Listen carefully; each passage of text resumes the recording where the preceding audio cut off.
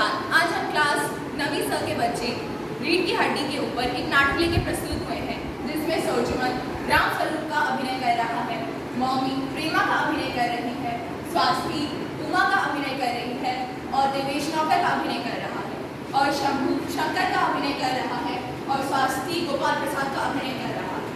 और मैं इनकी विषय शिक्षिका रंजना त्रिपाठी।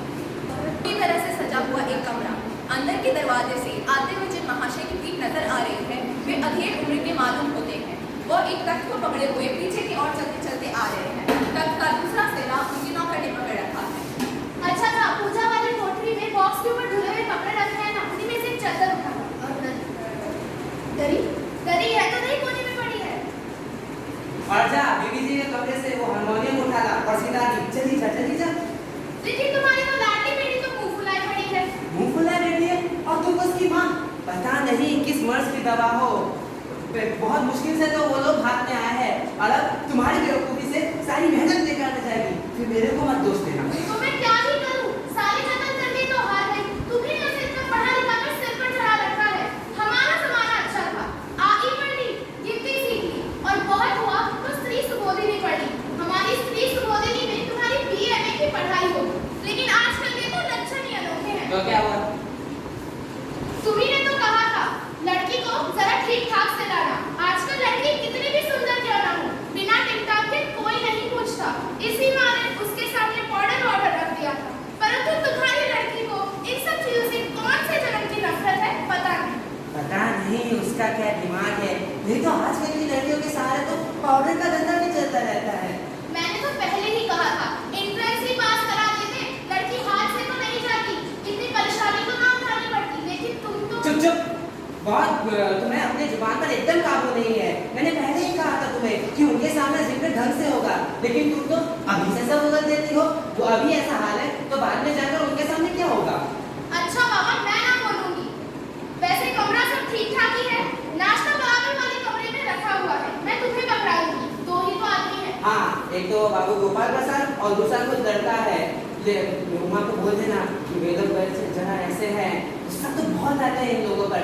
खुद पढ़े लिखे हैं, वकील है, सभा सोसाइटी में जाते हैं, लेकिन लड़की चाहती है ऐसी ज्यादा पढ़े लिखे ना हो। और लड़का तो कहा ही था, बाप शेर है, लड़का सवा शेर।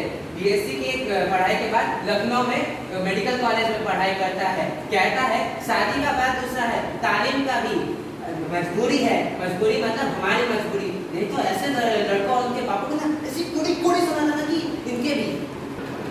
बाबू बाहर कोई आया है क्या? अरे प्रेमा वो आ गए, जल्दी जा। हाय बाबू, आइए। बैठिए, यहाँ तस्वीर रखिए। और कहिए, मकान ढूंढने में कोई तकलीफ तो नहीं हुई ना? अच्छी बात है।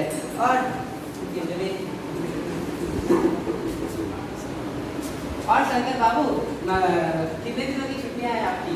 कॉलेज की तो छुट्टियां नहीं है, ऐसे ही वीकेंड में चला आया है। अच्छा, वैसे आपके कोर्स को खत्म होने में तो कुछ साल 2 साल का ही समय होगा।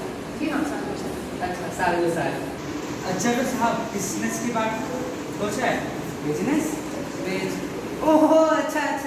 पहले रुकिए, थोड़ा चाय नाश्ता तो कर लीजिए। इसकी क्या तकलीफ है? भाई तकलीफ किस बात की? और मैं तो अपने आप को नसीबदार मानता हूँ कि आप जैसे लोग मेरे यहाँ पर तशरीफ रखे। नहीं तो मैं भी इसका भी रुकिए जरा, मैं आता हूँ। आप इसकी तो बने मकान से फिर हैसियत तो बना सकते हैं। कुछ बात है? पीठ सीधी करो, हमारे पास सही बोल रहे थे, हमारी रेती हट्टी नहीं है। लीजिए, चाय नाश्ता आ गया।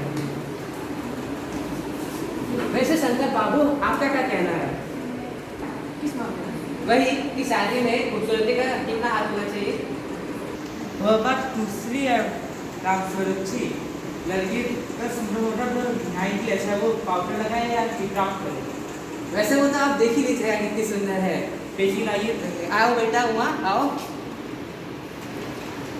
दो पान मुझे दो बेटा, पान मुझे दो।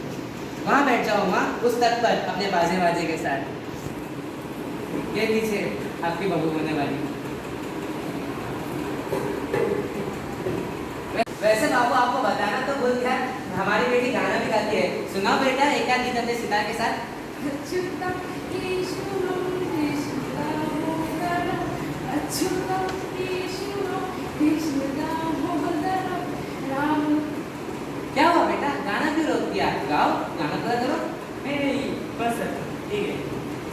आपको एक और चीज बताना भूल गया, ये पेंटिंग भी करके फोटो भी खींचती है। वो जो दीवार में आप कुत्ते की तस्वीर देखती ना, इसी ने तो खींची है, और वो वाली भी, और सिलाई भी बहुत अच्छी करती है, पूरे घर की आप बस सवाल पूछे, इनको भी देने दीजिए।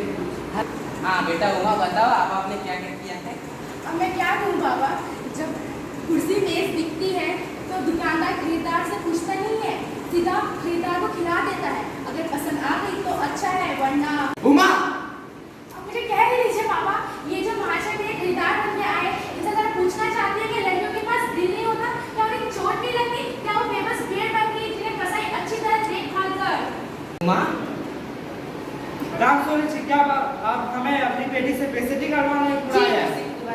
जी हाँ, और आप हमें इतनी देर से बेइज्जती किए जा रहे हैं, आप जो मैं इतनी देर से नाप तोल किए जा रहे हैं, और आप इन साहबजादे से पूछिए कैसे अपनी पिछली फैमिली ये लड़कियों के हॉस्टल के सामने इर्द-गिर्द क्यों घूम रहे थे और वहाँ से कैसे भगाए रहे थे। गर्ल्स हॉस्टल, ये कॉलेज में पढ़ी है? जी हाँ, मैं कॉलेज में पढ़ी हूँ, मैंने बीए पास किया है, कोई गुनाह नहीं है क्या?